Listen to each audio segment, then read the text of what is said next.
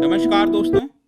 इस वीडियो में हम जानेंगे कि क्या एक्चुअल में आजकल जो चर्चा चल रही है बॉयकॉट चाइनीज गुड्स की, बॉयकॉट चाइनीज प्रोडक्ट्स की, क्या ये एक्चुअल में पॉसिबल है? क्योंकि मुझे ऐसा लगता है कि ज़्यादातर अगर आप देखिए अभी तक किसी भी देश में, भारत में नहीं किसी भी देश में अगर आप देखेंगे, जब भी इस तरह के मूवमेंट स्टार्ट हुए हैं, वो कहीं ना कहीं काफ़ी हद तक इमोशनल बैकिंग काफ़ी ज़्यादा थी उसके अंदर। लेकिन यहाँ पर प्रैक्टिकली हमें देखना होगा और अपने सभी लोगों को यहाँ पर बताना होगा कि क्या ये पॉसिबल है कि नहीं है, और अगर नहीं पॉसिबल है तो इसमें हम क्या कर सकते हैं, किस तरह से इस मूवमेंट को आगे बढ़ाया जा सकता है। तो काफ़ी कुछ जानने को है इस वीडियो में, चलिए आगे बढ़ते हैं। मैं हूं अंकित अग्रवाल और अपडेट के लिए आप मुझे फॉलो कर सकते हैं इंस्टाग्राम, फेसबुक और ट्विटर पर। मेरे लेक्चर की हर पीडीएफ आपको फेसबुक पर तो मिलेगी ही, प्लस साथ में आप मेरा टेलीग्राम चैनल ज्वाइन कर सकते हैं by searching Ankit Agrawal official. ध्यान रखिएगा इसमें 29,000 से ज़्यादा सब्सक्राइबर्स हैं, यही वाला चैनल ज्वाइन करिएगा। और अगर आप यूपीएससी की तैयारी कर रहे हैं तो आपके लिए सुनहरा मौका है। स्टडी IQ लाया आपके लिए स्मार्ट कोर्सेज, जिसके थ्रू आप अपनी प्रिपरेशन और भी ज़्यादा अच्छे तरीके से कर सकते हैं। सो फर्स्ट थिंग, यहाँ पर आपको याद होगा कि लॉकडाउन 4 का जब अनाउंसमेंट किया गया था, उसके जस्ट एक दिन पहले यहाँ पर हमारे प्राइम मिनिस्टर की स्पीच आई थी, राइट। उस भाषण के अंदर अगर आपने देखा होगा तो यहाँ पर vocal for local campaign start करने की बात कही थी हमारे देश के प्राइम मिनिस्टर ने। तो ये जो वोकल फॉर लोकल है, इसका मेन मकसद क्या था? इसका मेन मकसद था कि हम अपने देश को सेल्फ रिलायंट बना सकें, मतलब कि हम बाहर के देशों पर जितना निर्भर करते हैं, चाहे कोई भी गुड्स और सर्विसेज हो, उसको हम अपने देश के अंदर ही बना सके, अपने देश के लोगों पर ही निर्भर हो, वो ज़्यादा अच्छा रहेगा। तो एक तरह से आप कह सकते हैं कि ये जो इशारा था प्राइम मिनिस्टर के स्पीच का, वो इम्प्लिसिटली जो चाइना है, बॉयकॉट चाइना है, उसकी तरफ भी इशारा कर रहा था। क्योंकि आपको समझना है, कोई किसी भी देश की सरकार डायरेक्टली इस तरह की चीज़ें इंटरनेशनल लेवल पर नहीं कह सकती है, क्योंकि यहाँ पर बहुत सारे ऑब्लिगेशंस होते हैं, उसकी पालना करनी होती है। और इसीलिए यहाँ पर इंडिया सेल्फ रिलायंट को हम डायरेक्टली कनेक्ट कर सकते हैं Chinese boycotts of goods and services के ऊपर। और इसी की वजह से आगे चलकर यहाँ पर जो सोशल मीडिया है, कई तरह के आपको ट्रेंड्स देखने को वहाँ पर मिल रहे होंगे। और इसी को देखते हुए 2 दिन पहले भी मैंने यहाँ पर एक वीडियो बनाया था कि ये जो सेल्फ रिलायंट की हम बात करते हैं, इसको हम किस तरह से मेक इन इंडिया वर्जन 2 की तरफ यहाँ पर कनेक्ट कर सकते हैं। इसको आप वीडियो देख लीजिएगा।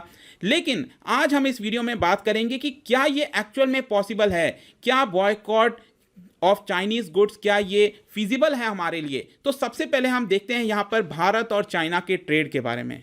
तो जैसा कि आपको पता है कि Bharat one of the largest importer है चाइनीज गुड्स एंड सर्विसेज का। हम बहुत बड़ी मात्रा में यहाँ पर चाइना से गुड्स एंड सर्विसेज इंपोर्ट कराते हैं। यहाँ पर आप आंकड़ा देख सकते हो कि करीब $70 बिलियन से भी ज़्यादा के गुड्स जो हैं वो हम इंपोर्ट कराते हैं चाइना से, और एक्सपोर्ट करते हैं सिर्फ $16 बिलियन के गुड्स, जिसकी वजह से $50 बिलियन का यहाँ पर ट्रेड डेफिसिट आता है। तो एक तरह से आप कह सकते हैं कि जितना भी गुड्स को हम बाहर भेजते हैं चाइना के अंदर, उससे 7 गुना ज़्यादा हम यहाँ पर चाइना से भारत के अंदर गुड्स को मंगाते हैं। तो इतना बड़ा ट्रेड डेफिसिट है, जिसकी वजह से हम काफ़ी हद तक चाइना के ऊपर डिपेंडेंट हैं।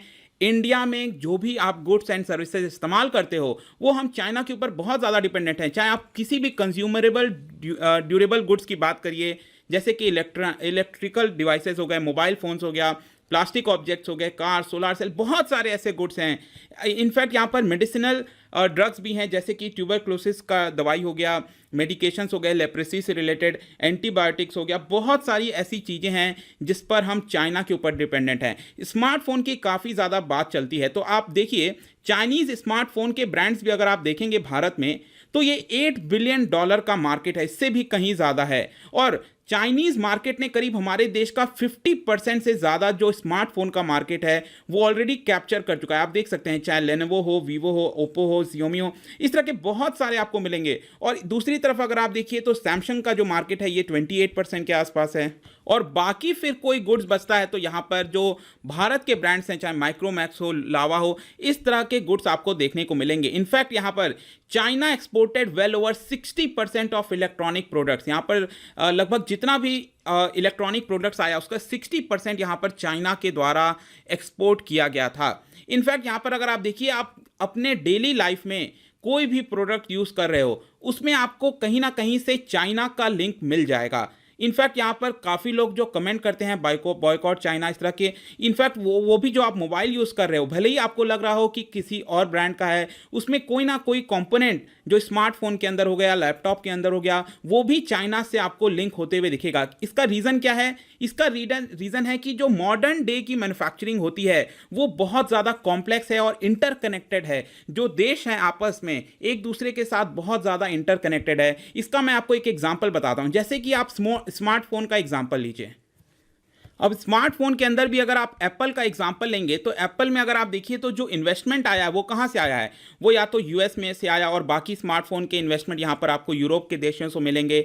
लेकिन यहाँ पर जो इनोवेशन है वो आपको जापान और कोरिया जैसे देशों से मिलेगा। लेकिन मैन्युफैक्चरिंग जो लेबर और लैंड है उसका प्रयोग चाइना के अंदर किया गया है। और हो सकता है कि इनमें जो एप्स यूज़ कर रहे हैं आप वो हमारे भारत से बना हो। तो आप सोच के देखिए, हर एक कोई भी गुड्स होता है, यहाँ पर तो मैंने आपको एक एग्जाम्पल बताया, इस तरह के जितने भी गुड्स हैं उसका यहां पर किसी ना किसी तरह से आपको लिंक मिल जाएगा चाइना के थ्रू।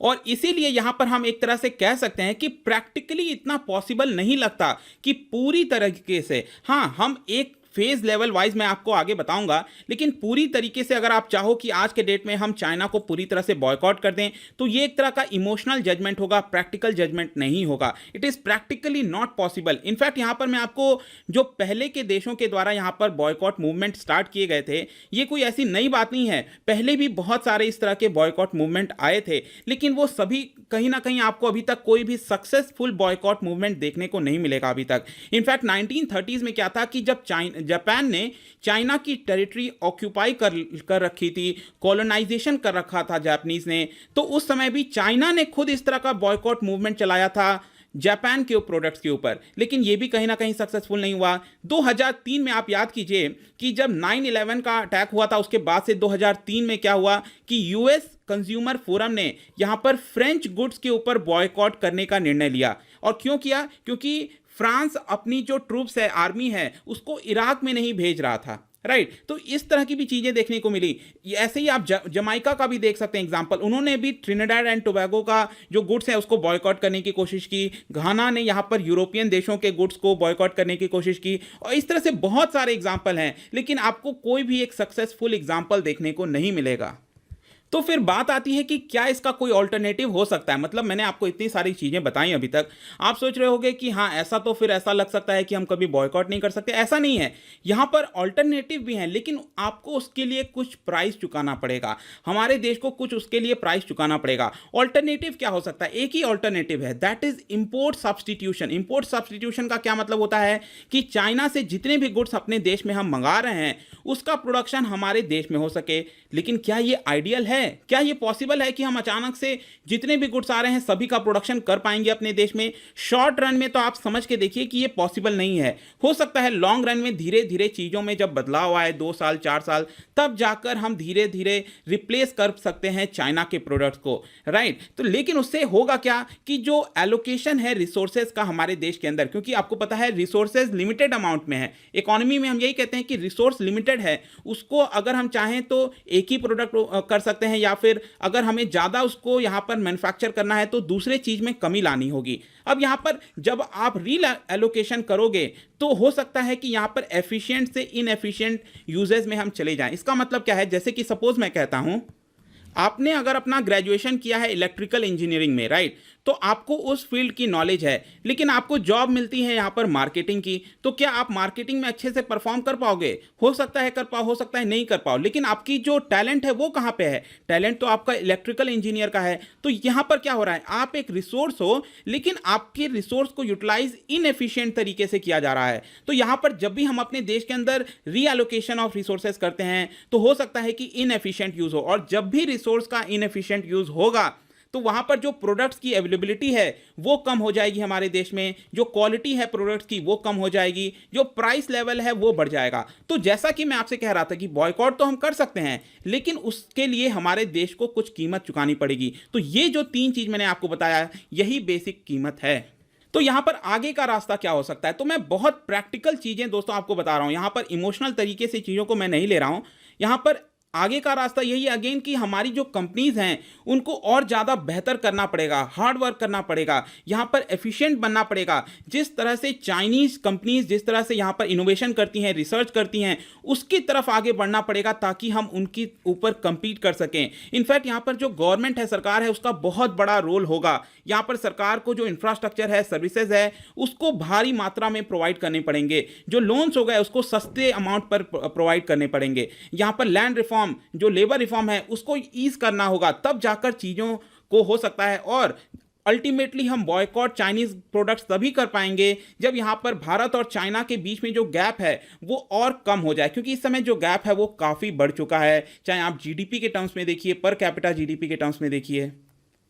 और इसीलिए यहाँ पर फाइनली मेरा ऐसा मानना है कि ये जो बॉयकॉट है ये एक तरह से हम फेज वाइज कर सकते हैं। मतलब कि स्टार्टिंग में उन सारी चीज़ों की तरफ हम बॉयकॉट पर जा सकते हैं जहाँ पर हमारा देश सक्षम है चीज़ों को प्रोड्यूस करने के लिए, और फिर आगे चलकर धीरे धीरे एक प्लान तरीके से, और ये प्लानिंग यहाँ पर सारे कंपनीज को साथ आकर चलना होगा। मैं कोई आपको लेक्चर में नहीं बता सकता कि ये होना चाहिए, क्योंकि इट इज़ नॉट पॉसिबल। यहाँ पर जो कंपनीज हैं, सरकारें हैं, उनको एक साथ बैठना पड़ेगा, तब जाके चीज़ें करनी होंगी। और एक लास्ट में सबसे इंपॉर्टेंट चीज़ ध्यान रखिएगा, ये जो मूवमेंट हो सकता है ये सिटीजन सेंट्रिक हो सकता है।